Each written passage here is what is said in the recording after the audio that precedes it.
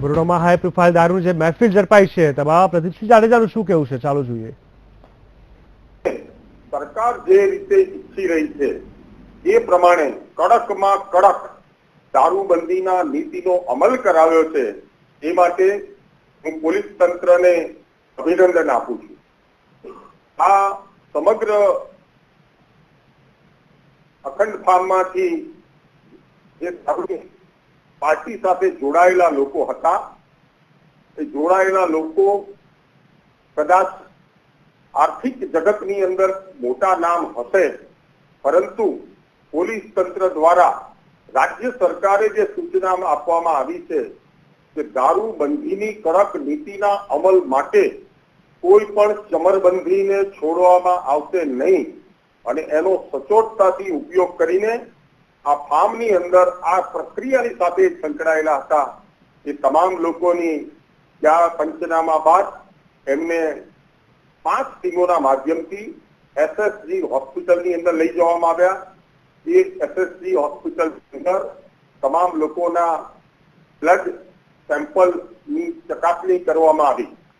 ઉપરાંત રાજ્યની અંદર પ્રથમ વખત જે નવો કાયદો બન્યો એ હેઠળ કલમ 65 અને 66B અને કલમ 66B, 81 અને 84 એ પ્રમાણે ઉમેરીને આની અંદર જે જોગવાઈ છે એ વધારેમાં વધારે 10 વર્ષ સુધીની કેદ અને 5 લાખ સુધીના દંડની જોગવાઈ અને મદદગારને પણ 10 વર્ષ સુધીની કેદ અને 1 લાખ સુધીની જોગવાઈ એમ ગુજરાત સરકારે દારૂબંધીની કડક નીતિના અમલ માટે બનાવેલા કાયદાનો પોલીસની સતર્કતાના કારણે રાજ્યમાં ચુસ્તપણે અમલ થાય એના માટે વડોદરાની પોલીસે આ પ્રમાણેનો આજે ગઈકાલે મોડી રાત્રે એક કેસ કર્યો છે, જેના કારણે સમગ્ર રાજ્યની અંદર દારૂનું ઉત્પાદન, દારૂનું વેચાણ, દારૂની હેરાફેરી કે 31મી ડિસેમ્બરના નામે ફાર્મ હાઉસમાં કે અન્ય ક્લબોમાં થતી કોઈ પણ પાર્ટીઓ કે સામાન્ય દિવસોની અંદર પણ રાજ્યની અંદર દારૂનું ઉત્પાદન, વેચાણ કે આવી કોઈ પણ પ્રક્રિયા ન થાય એના માટે રાજ્ય સરકારની કટિબદ્ધતાને પોલીસ તંત્રએ સાર્થક કરી એનો મને આનંદ છે.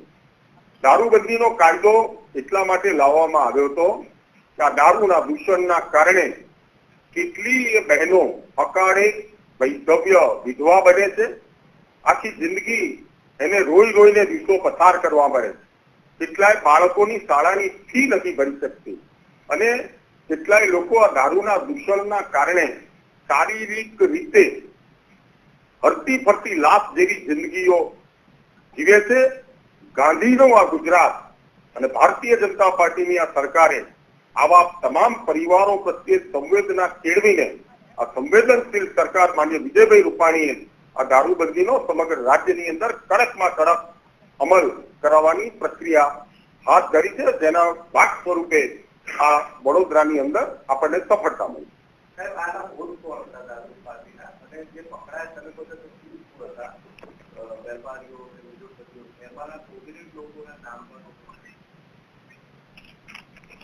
કેટલાક લોકો જાણતા નહીં હોવાના કારણે સરકાર નામ જાહેર નથી કરી રહી એવા ગપગોળા ચલાવતા હતા, પરંતુ મારી 5 પોલીસ અધિકારીઓની ટીમોએ કોર્ડન કરીને પંચનામા બાદ બધાને એક સાથે એસએસજી હોસ્પિટલમાં લઈ ગયા છે.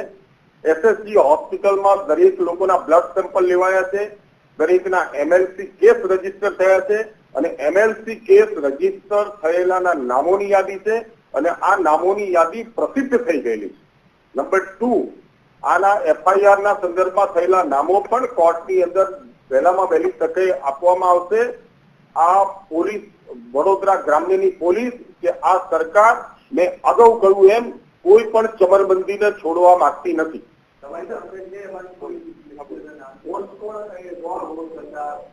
આ કાર્યક્રમમાં જે ફરિયાદ થઈ છે એ પ્રમાણે અખંડ ફાર્મમાં જ્યાં આ મહેફિલ માણતા लोग पकड़ाए अखंड फार्म ना मालिक ए जितेंद्र चिमललाल शाह અને એના પુત્ર અભય શાહ વિરુદ્ધ આ ગુનો દાખલ કરવામાં આવ્યો.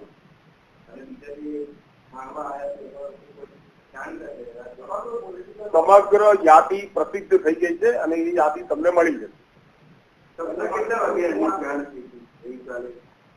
મને વહેલી સવારે જાણ થઈ હતી, લગભગ 8:30-9 વાગે.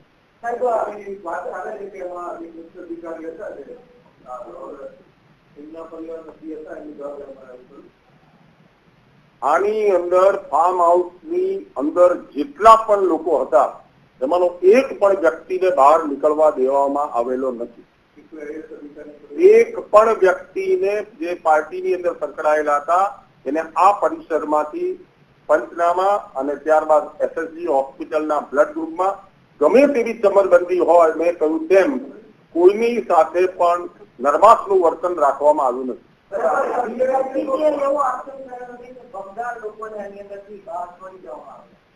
કોંગ્રેસને દારૂબંધી માટે બોલવા માટેનો કોઈ અધિકાર જ નથી.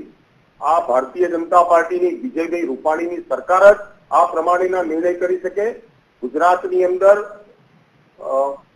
52-55 વર્ષમાં સૌથી વધારે રાજ કોંગ્રેસે ગુજરાતની અંદર કર્યું છે, પરંતુ ક્યારે કોંગ્રેસને ગરીબ વિધવા બહેનોના આંસુ લૂંટવા માટેનો સમય નહોતો.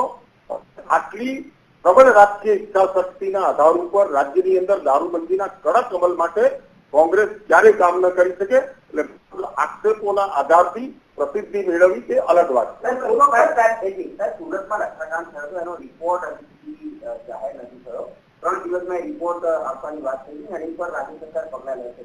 કયા પ્રકારની ભલામણો થઈ છે અને સુરતના લઠ્ઠાકાંડનો રિપોર્ટ સુરતની અંદર થયેલો લઠ્ઠાકાંડ એ દુર્ભાગ્યપૂર્ણ ઘટના હતી અને સુરતમાં થયેલા લઠ્ઠાકાંડ બાદ રાજ્યમાં દારૂના દૂષણ માટે સરકારે તીવ્ર ગતિથી આગામી દિવસોમાં રાજ્ય સરકારને સંપૂર્ણ રીતે સજ્જ કરવા માટે અનેકવિધ પગલાઓ લીધા હતા.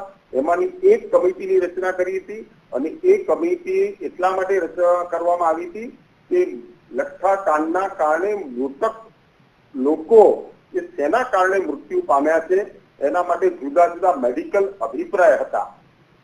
Additional DG Pargi, forensic science laboratory અને નશાબંધી આબકારીના 3 લોકોની સંયુક્ત ટીમે આ અંગેનો અમને લઠ્ઠાકાંડ તેના કારણે બન્યો છે એનો પ્રાથમિક રિપોર્ટ એમણે આપી દીધો છે અને આ એ લઠ્ઠાના કારણે લોકો મૃત્યુ પામ્યા છે એ કમિટીનો રિપોર્ટ અમારી પાસે સજ્જ છે અને આ ભવિષ્યમાં લઠ્ઠાકાંડ ન બને એના માટે દારૂબંધીનો કડકમાં કડક કાયદો બનાવવો જોઈએ, જેના ભાગ સ્વરૂપે રાજ્ય સરકારે આ કાયદો બનાવ્યો. સાહેબ, આ જ્યાં રેડ પડી એ એરિયાના પોલીસ ઇન્સ્પેક્ટરથી લઈ અને બીજા અધિકારીઓ સામે કોઈ એક્શન લેવાના રાજ્ય આટલું બધું મોબિલાઇઝેશન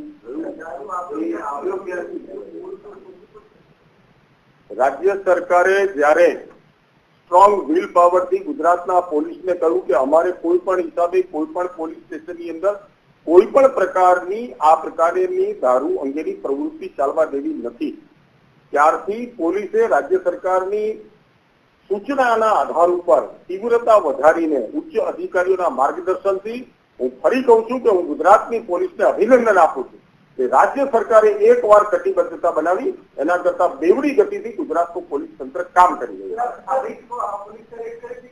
છે. ગુજરાતના અંદર આમાં પ્રવર્તમાન જે રેડ થઈ એ રેડ સ્થાનિક પોલીસ તંત્રએ જિલ્લાના એસપી ની સૂચના અને માર્ગદર્શન અનુસાર કરેલી. ગુજરાત પોલીસ પાસે મશીન નથી કે સ્થળ ઉપર જ ચેક કરી શકે, તમામ લોકોને